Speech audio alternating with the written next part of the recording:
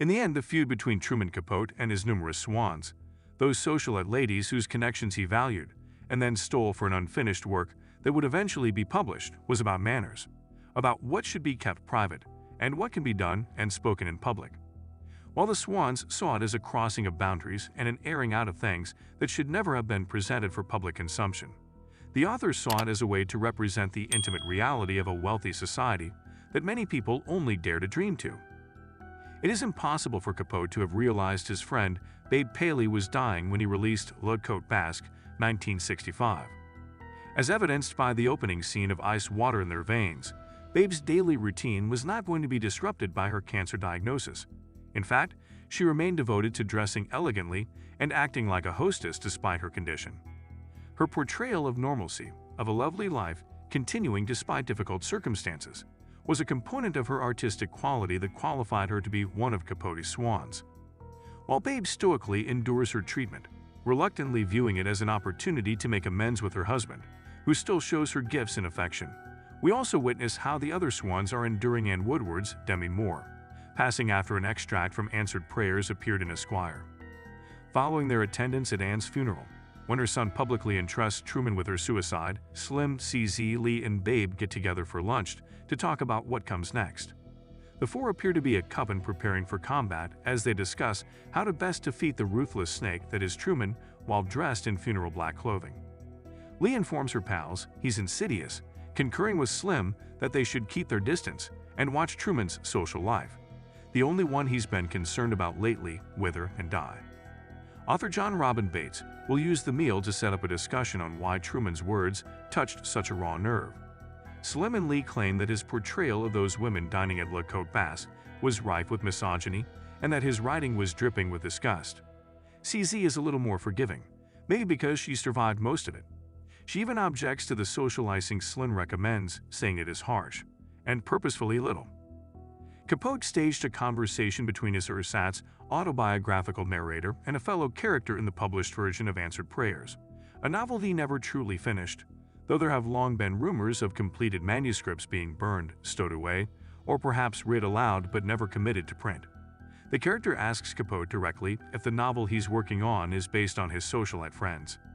The passage from a written admission, or evasion, that ice water in their veins takes up and puts at the center of the conflict between Truman and his staff. The author had put a great deal of effort into uncovering the truth behind Babe and her kind's gilded superficiality. All the incidents he wrote about were real, weren't they? But since that world so obviously deals in appearance rather than truth, such observations would always be not only unwanted but downright offensive. The swans emphasize to one another that a betrayal stems not just from the hurt inflicted, but also from the love that motivated it. He miscalculated the extent of our love for him, Babe remarks. The way he wounded you, only true love could. Truman is obviously losing it, since he misjudged the extent to which his artistic ability could outweigh the obscene personal information he has revealed about his close pals. Not only will Babe not accept his flowers or apologies cards, but she won't even return his calls. He appears to be trying his hand at acting, but instead spends his days drinking and taking pills at Joan Carson's house in Hollywood. In the Neil Simon Penn murder mystery parody Murder by Death, he plays a minor part, and it's obvious he can hardly hold his composure for a single take. Sweat-soaked, hallucinating visions of his swans, dressed in furious scarlet, haunt his performance. He is slowly realizing that he cannot act like the tantrum-throwing kid he wishes he could be because his guilt is killing him alive. Thus, he cleans out his East Coast flat of any booze and sets out to regain his friendships. Beginning with lunch with CZ, he informs her it's just a book, still not understanding why this is a huge thing when he is just a recorder and listener. Everyone is aware of that. That's just bad behavior, CZ responds. She questions the disappearance of decency, moderation, and reciprocity. That latter statement is what makes Truman argue that an artist such as himself could never achieve the same degree of success as his peers. With so much power disparity, how could there be any type of reciprocity? Lee arrives at the restaurant, interrupting their meal and CZ's invitation to her Palm Beach Thanksgiving. After getting Lee's cold shoulder, Truman says sadly to CZ, "You're gonna be in trouble now." Later, Slim pays CZ a visit and gently persuades her to decline Truman's invitation by pleading with her to stick together, and by giving her a necklace that Slim had received from Babe. This leads us to two depictions of Thanksgiving, which is presumably Truman's favorite holiday. One in Palm Beach, where Gus Van Sant's haunted camera lingers over exquisite plates of food, copious amounts of flowers, and exquisite dresses, and another in Los Angeles, where the place settings and shabby chic decor, complete with a cameo from Phyllis Diller, declare just how far Truman has fallen. John, who feels cheated by this change in schedule, is joining him. The two of them have become increasingly aggressive in their relationship. Over Thanksgiving at Joins, John punches Truman in front of everyone present because of his harshness, after Truman drinks himself to insanity when CZ cancels. With his face still covered in blood, Truman jokes, "Vodka stings more than your fists." Unfortunately, Truman is sent to the hospital by his fists, whereupon he is discovered and brought home by his former flame, Jack. Jack calls Babe again in the hopes of persuading her to forgive him. She's determined, though. She is unable to return to having two spouses and to submitting to Truman's demands.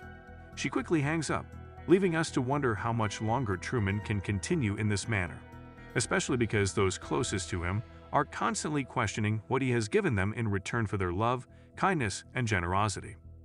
Wit versus beauty. Truman has a tense relationship with his deceased mother, and while he is at Joins, he has foggy hallucinations of her. I almost forgot to add this. Lawrence Leamer states in Truman Capote's Women, Truman developed his obsession with beautiful women, finding their loveliness a transcendent blessing, and he thought his mother was one of the most beautiful women in the South. Truman also attributes his passion to Lily May. Jessica Lange, a mainstay of the Murphyverse, plays her. She teases an inebriated Truman, encouraging him to confess that he killed Babe and his swans in retaliation for how their exclusive society detested people like Lily May. This evil mother, who practically begs her son to commit suicide by overindulging in alcohol and pills, would not be out of place in Capote's debut novel, Other Voices, Other Rooms. Speaking of, Jessica Lange accomplishes more in her tiny role here with a single flick of her gloved hand than many other performers do with their whole body. As equal parts Tennessee Williams and Truman Capote, she's a fantastic fit for this bile-spouting Southern dame, so maybe producer Lange will be back for more in the future. Capote Residence, Petunia speaking, captures so beautifully the way that Truman used pretend play in his daily existence. I must point out that Capote loved and gave out a lot of bon mots, and John Robin Bates' ear stands out in this regard. The degree to which a show like Capote versus the Swans stays true to history determines its fate, or more importantly, its several design teams' capacity to lavishly reproduce a world from the past. And my goodness, Lou Ehrich and Leah Katznelson's costumes are to die for.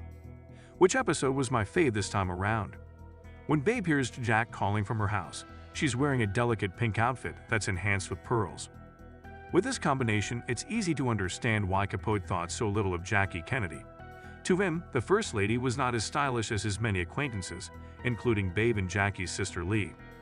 In La Cote Basque, he commented, very photogenic of course, but the effect is a little unrefined, exaggerated.